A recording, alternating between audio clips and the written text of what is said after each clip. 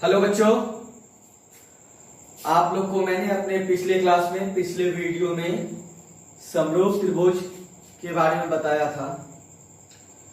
उसमें बस एक ही कंक्लूजन हमारा निकलता है कि यदि दो त्रिभुज समरूप होते हैं या समरूपता के सिद्धांत पे हमने जो प्रमेय पढ़ा था वो प्रमेय बच्चों आप लोगों ने पढ़ा था ए ए ए, दूसरा पढ़ा था आपने S A S S S S. ये तीन प्रमेय का जिक्र हम कर चुके हैं।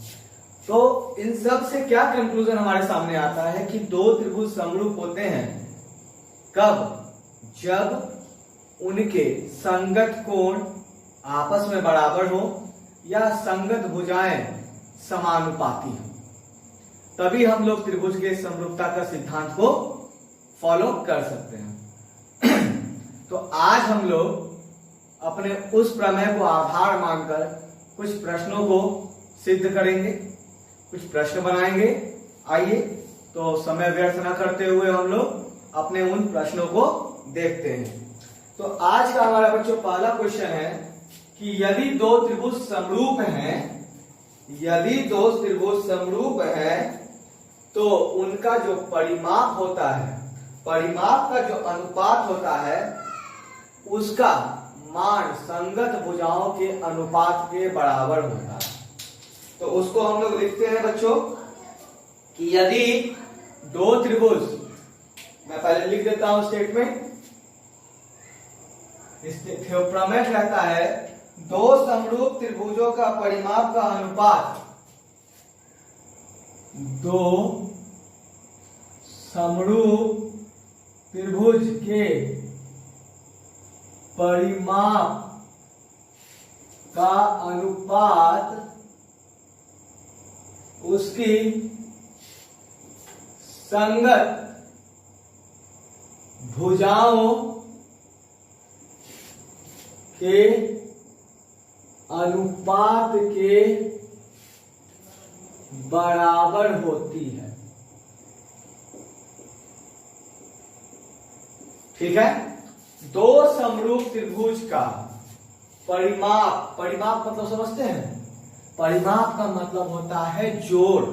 जैसे मैं यहां पे एक त्रिभुज दे देता हूं बच्चों आपको, मान ले ए बी सी एक त्रिभुज है, ये 3 सेंटीमीटर, ये 4, ये 5 सेंटीमीटर, इन सबको जोड़ दीजिए।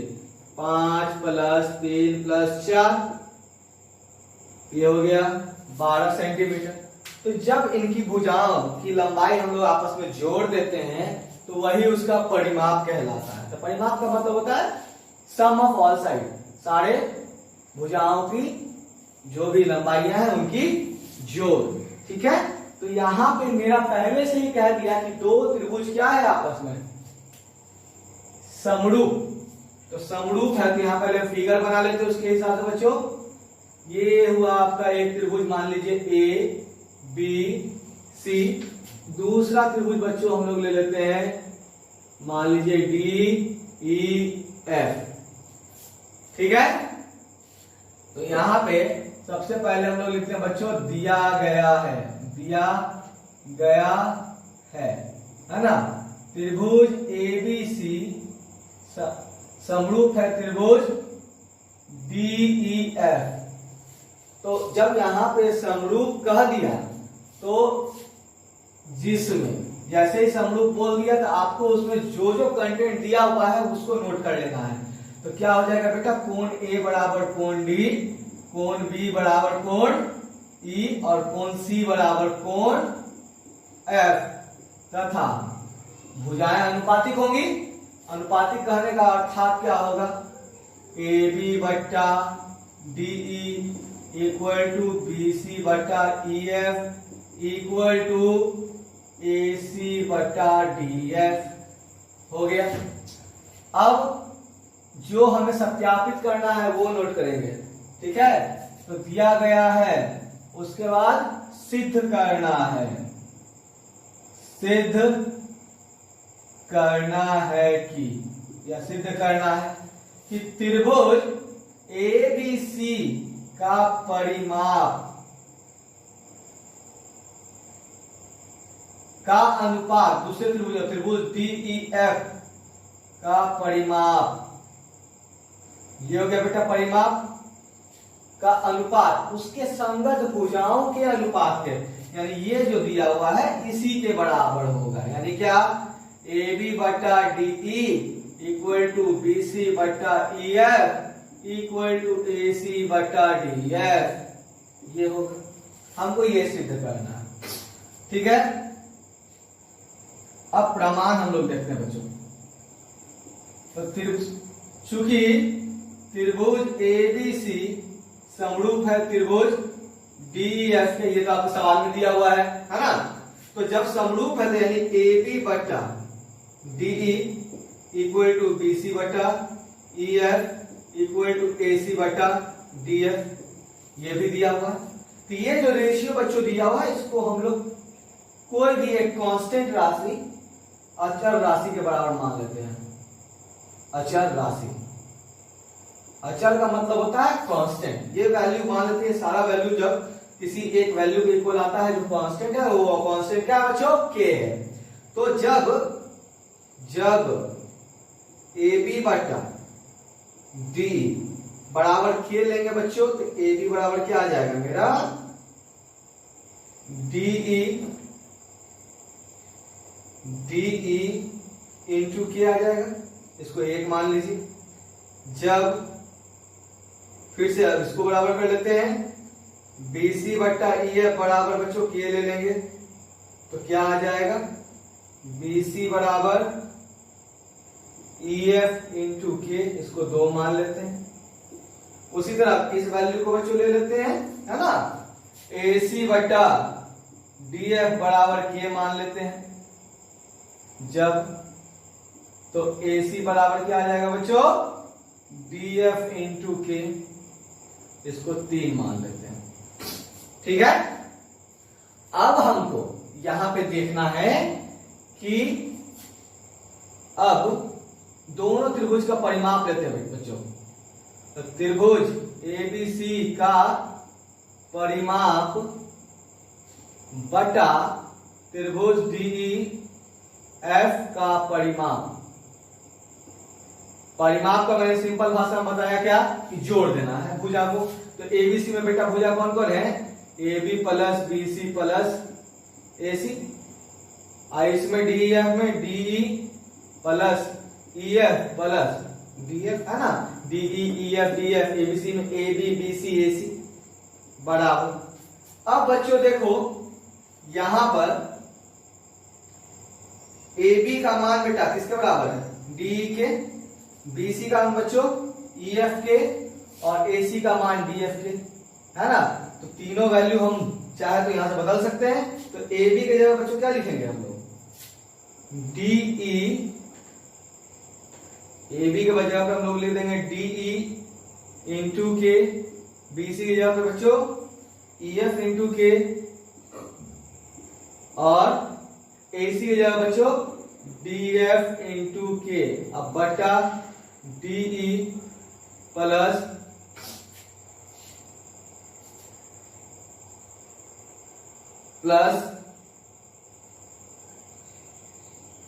EF प्लस DF, ठीक है बच्चों।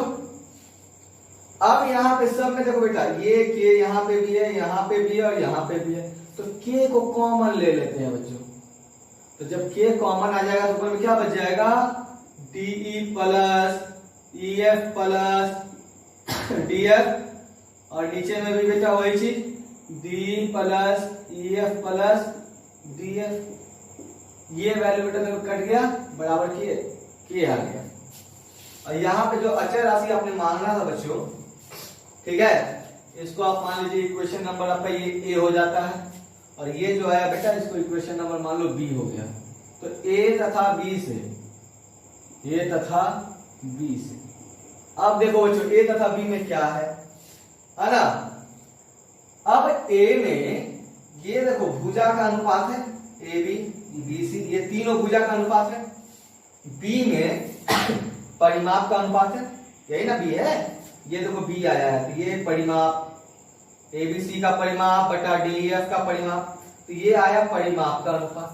दोनों ही वैल्यू बेटा यहाँ क्या है k और यहाँ पे भी क्या है k, दोनों ही वैल्यू k के इक्वल आया है। यानी एक में भुजा का अनुपात k के बराबर आया, दूसरा को सॉल्व किए तो परिमाप का अनुपात k के बराबर आया। तो इससे क्या होगा, जब किसी भी समीकरण का दायां पक्ष बराबर होगा तो बायां पक्ष भी बराबर होगा, क्योंकि दोनों के इक्वल है। तो ए और बी से हम क्या कह सकते हैं कि त्रिभुज एबीसी का परिमाप बटा त्रिभुज डीईएफ का परिमाप बराबर होगा किसके, AB बटा DE इक्वल टू BC बटा EF equal to AC by DF। यही सिद्ध करना था, यही सिद्ध करना था। और ये चीज में रिलेशन आ गया यहाँ पे क्या लिख देंगे सीधा, प्रमाणित हो गया। बहुत सिंपल था।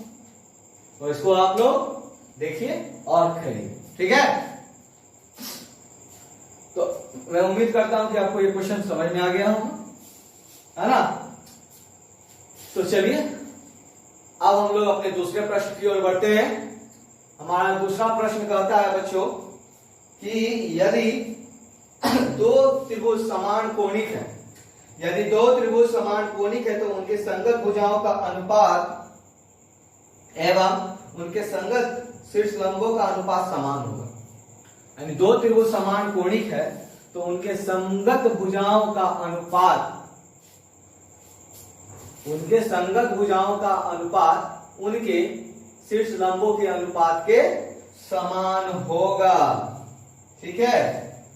तो चलिए ये हम उम्मीद करते हैं कि आपको समझ में जरूर आया होगा। अब हम लोग अपने दूसरे प्रश्न की ओर बढ़ते हैं। तो दो त्रिभुज बच्चों समान कोणिक हैं, तो जैसे ही इस क्वेश्चन, जैसे आप जो क्वेश्चन बोल रहा है कि यदि दो त्रिभुज समान कोणिक हैं, तो समान कोणिक का मतलब समझिए कि वो क्या दे रहा है क्वेश्चन में, समरूप कह रहा है। क्योंकि जैसे ही कोण बराबर हो जाएगा त्रिभुज क्या हो जाएगा, समरूप हो जाएगा। तो यहां पे उस बात को हम लोग लिख लेते हैं पहले।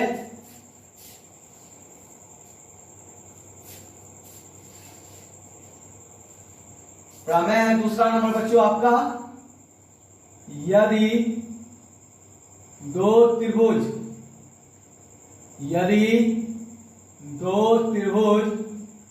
समान कोणिक है तो उनके संगत भुजाओं का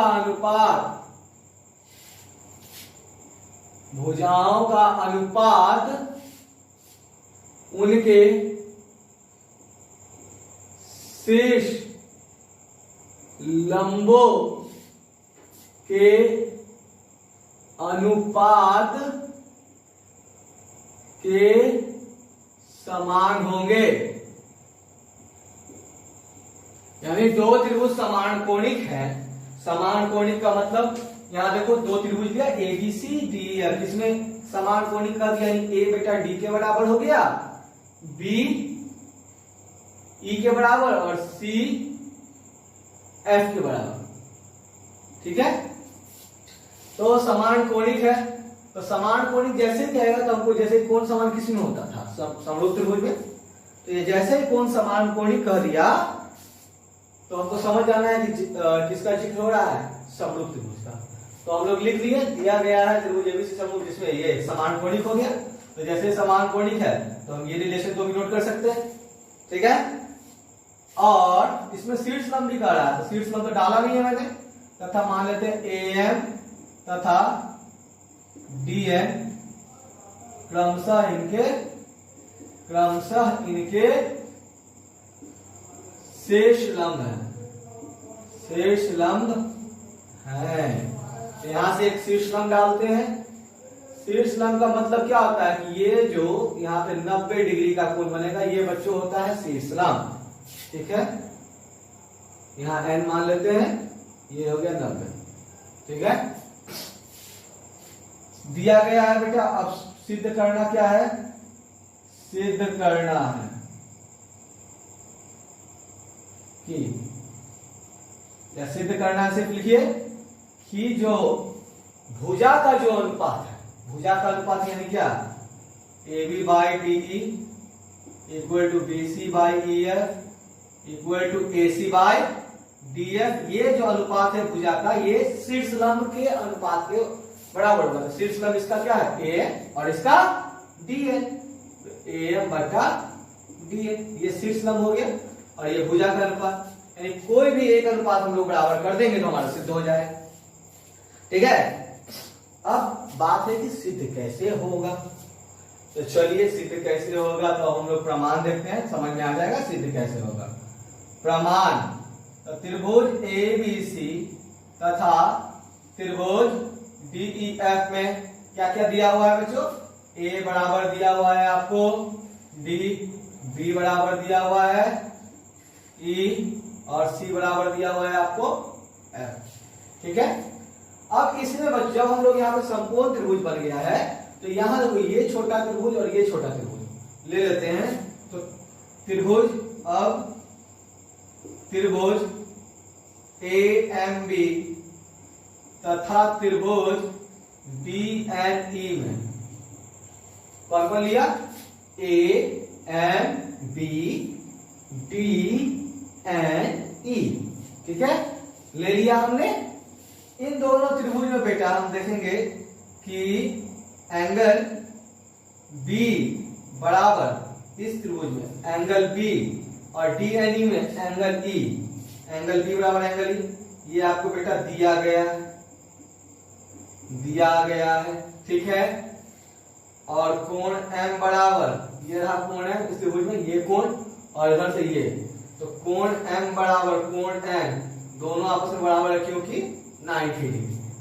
और इस एंगल को मान लेते हो बेटा, इतना दूर ये एक हो रहा है और ये इतना दूर मान लो 2 बन रहा है। तो किसी भी त्रिभुज का यदि 2 कोण बराबर होता है आपस में तो तीसरा अपने आप बराबर होता है। पूछो कैसे, तो एक एग्जांपल देखते हैं हम लोग। यहाँ पे 2 त्रिभुज ले लिए बेटा, यहाँ पे मान लो 60 डिग्री है, यहाँ पे 30 डिग्री है, यहाँ पे भी 60 डिग्री है और यहाँ पे भी 30 डिग्री है। आप कहोगे सर आपने बोला 2 कोण बराबर होगा तो तीसरा अपने आप बराबर होगा। तीसरा अपने आप कैसे नहीं बराबर होगा, देखिए इन दोनों को जोड़िए 90 आ जाएगा। तीसरा कोण निकालने के लिए हम लोग 180 से माइनस करते हैं, तो 180 से अगर इस 90 को माइनस करेंगे तो यहाँ पे भी 90 आ जाएगा। और इसमें भी 2 ही प्रॉपर्टी, 6 3 9 यानी 90, 180 में से 90 के दिए, ये भी कितना आ जाएगा 90। यानी ये हमको अंडरस्टूड रखना होगा कि कोई भी त्रिभुज का यदि 2 कोण बराबर होगा तो तीसरा अपने आप बराबर होगा, है कि नहीं।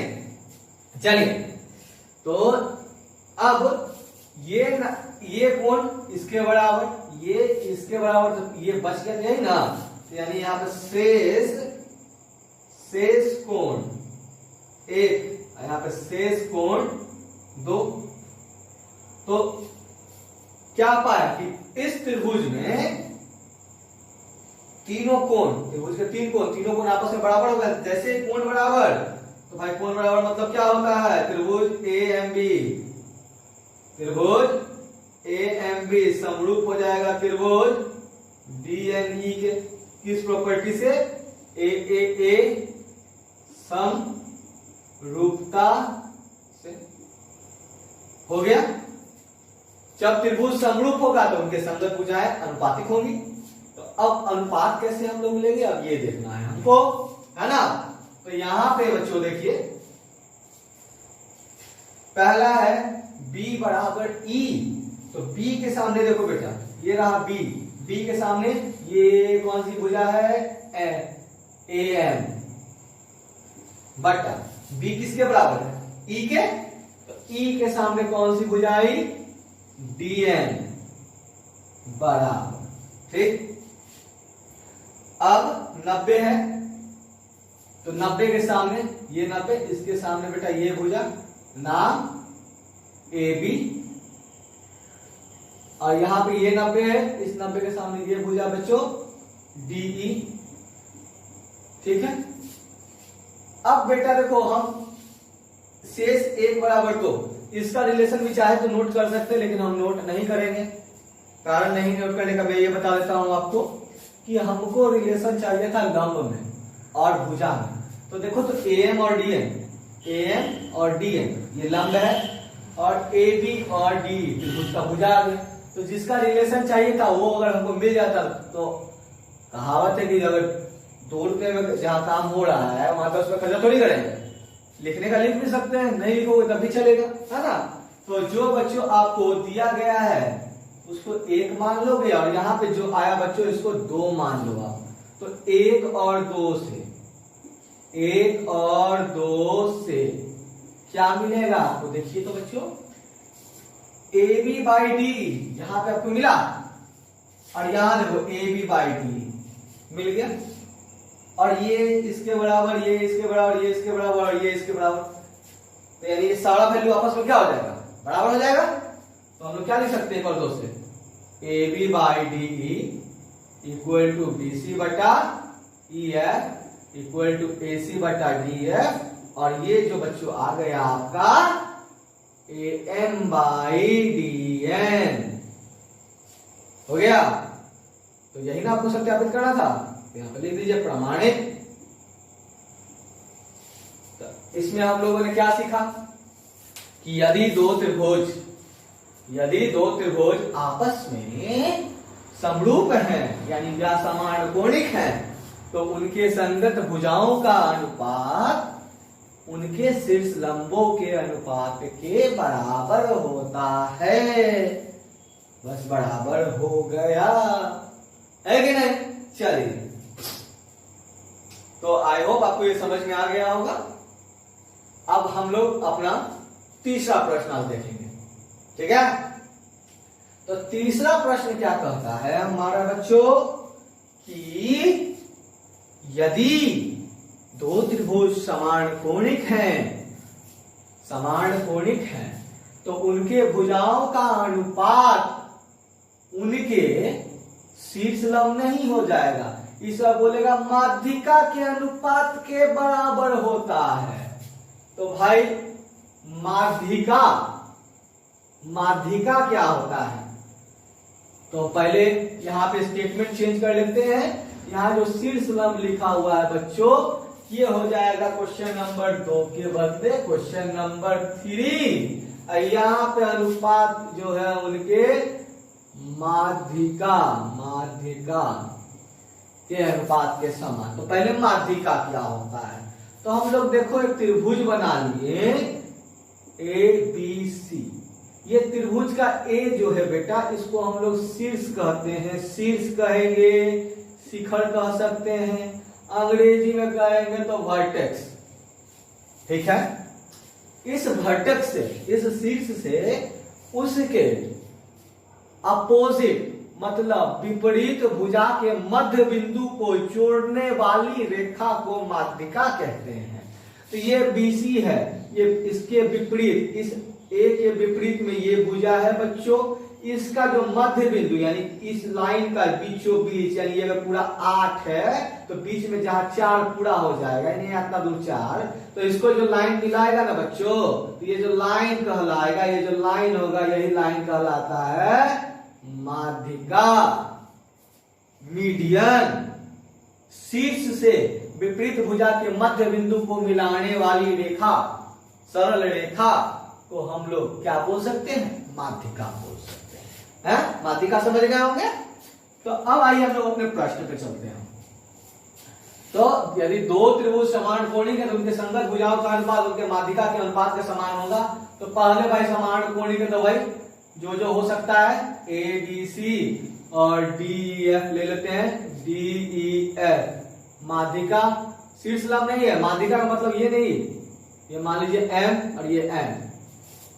माध्यिका शीर्ष लंब में अंदर होता है, शीर्ष लंब में 90 डिग्री बनता है, माध्यिका मतलब मध्य बिंदु को जोड़ता है, ध्यान रखिएगा इस बात को, ठीक है। तो यहां पर माध्यिका 2 जब भुजा में विभाजित करेगा मतलब बी एम और एम सी आपस में बराबर होगा, और यहां से ई से एन का दूरी और एन से एफ का दूरी आपस में बराबर होगा। तो ये हुआ माध्यिका का काम, ठीक है।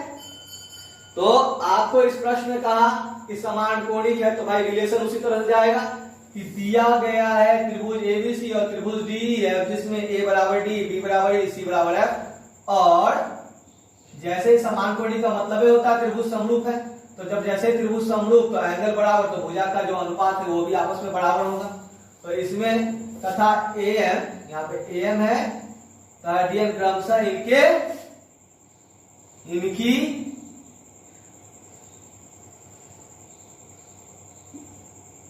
माध्यिकाएं है, ठीक है, क्रमशः इनकी माध्यिकाएं हैं, ठीक है। तो हमको सिद्ध वही चीज करना है, यही चीज वापस फिर से लिख देंगे। अब यहां पे थोड़ा सा कंटेंट बदल जाएगा, क्या बदलेगा देखिए। अब ये देखो बार में बार कर रहा हूं, ये शीर्ष लंब नहीं बच्चों, अब ये माध्यिका में बदल गया है। शीर्ष लंब इससे पिछले वाले क्वेश्चन में था, ठीक है। तो त्रिभुज एबीसी तथा त्रिभुज डीईएफ, तो एबीसी में आपको जो जो दिया हुआ है नोट कर लीजिए। नोट क्यों कीजिएगा, कर सकते हैं अगर इच्छा है तो आपकी। तो प्रमाण में देखिए वो आपको दिया हुआ है, तो चलिए प्रमाण में त्रिभुज एबीएम,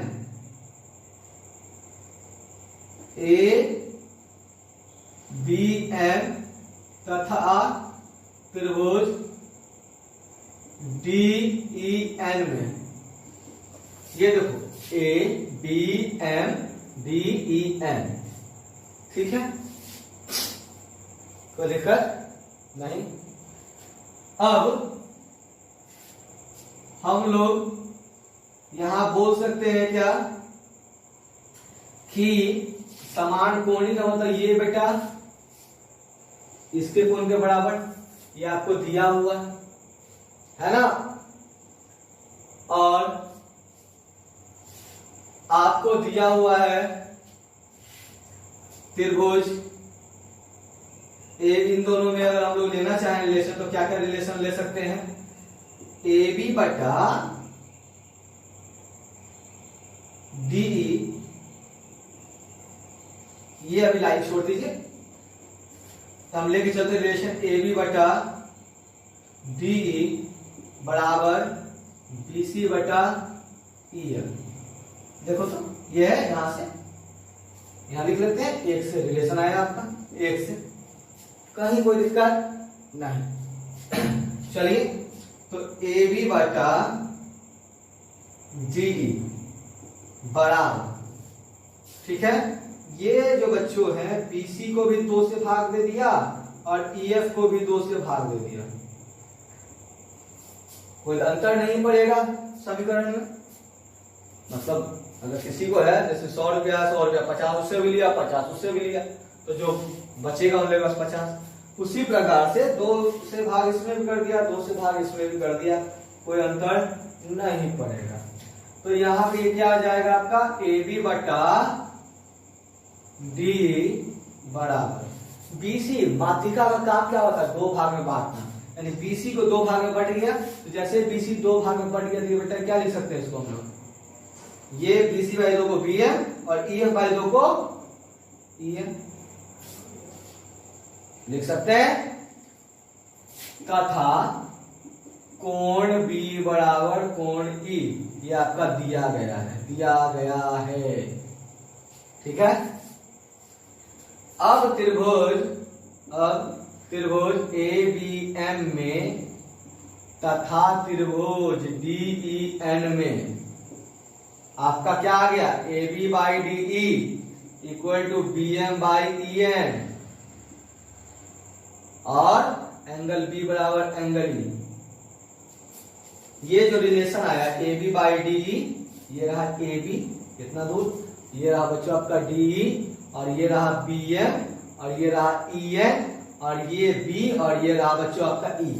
तो ये जो रिलेशन आपका किस त्रिभुज में बन रहा है, ABM में और DN में, ABM DEN में रिलेशन बन रहा है।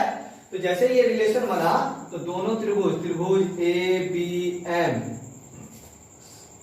समरूप हुआ त्रिभुज DEN के किस नियम से, भुजा का अनुपात आ रहा है ना बच्चों, यहाँ भुजा का अनुपात है, देखो AB बट्टा DE और BM बट्टा EN और इन दोनों के बीच का एगो कोण बराबर आ रहा है, तो SAS के समरूपता से त्रिभुज समरूप हो गया।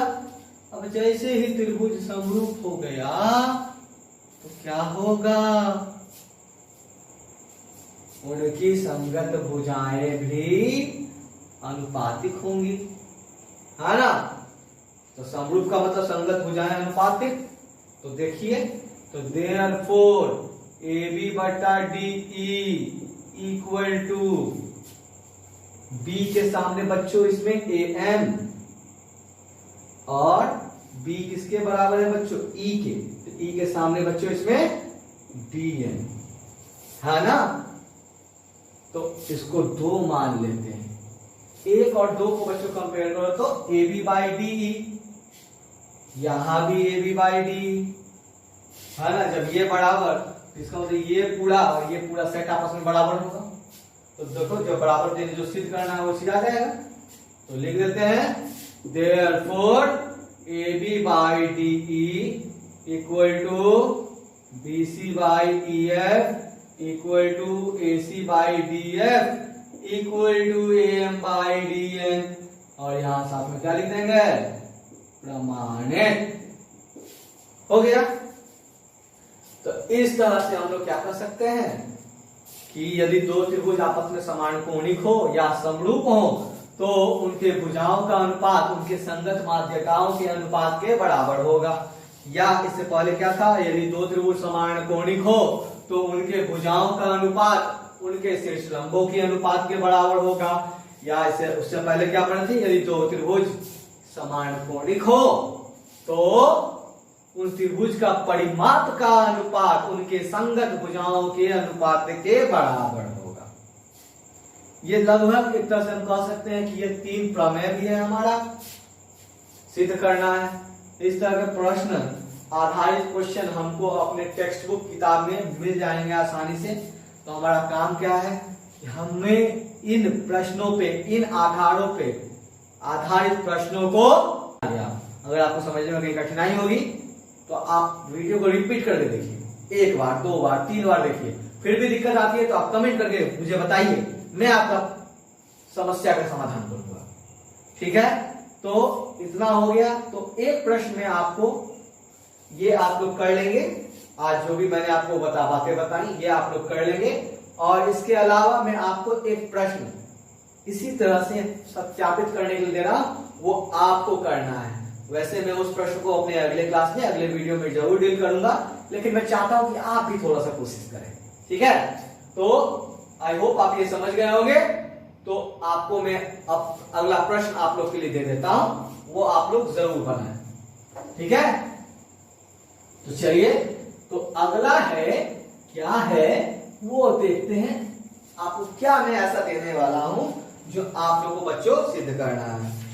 तो आप लोग का है बच्चों कि यदि दो त्रिभुज समान कोणिक है तो उनके संगत भुजाओं का अनुपात संगत कोण के समद्विभाजक खंडों के अनुपात के बराबर होगा। यानी क्या मैं बोल रहा हूं, यदि दो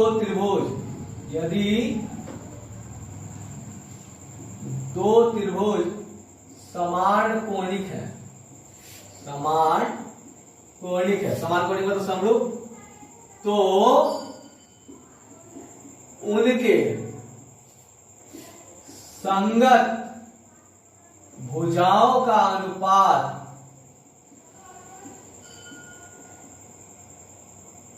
उनके संगत समद्विभाजक संगत कोण समद्विभाजक खंडों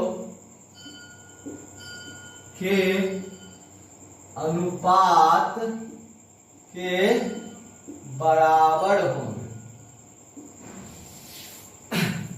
ये आप लोगों को करना है। यदि दो त्रिभुज समान कोणिक हैं तो उनके संगत भुजाओं का अनुपात उनके संगत कोण समद्विभाजक खंडों के अनुपात के बराबर होगा। यह प्रश्न आप लोग को खुद से करना है। तब तक के लिए आज आप लोग को जो भी सिखाया गया, जो भी बताया गया, आप उन सब चीजों को गौर से अच्छे से बिल्कुल देखें। और मैं फिर से आपके अगले क्लास में, अगले वीडियो में इस टॉपिक को आगे कंटिन्यू करूंगा। तब तक के लिए सुरक्षित रहिए, अपने घर पे रहिए और पढ़ाई पे ध्यान दीजिए। तब तक के लिए अपना ख्याल रखिए। Good bye.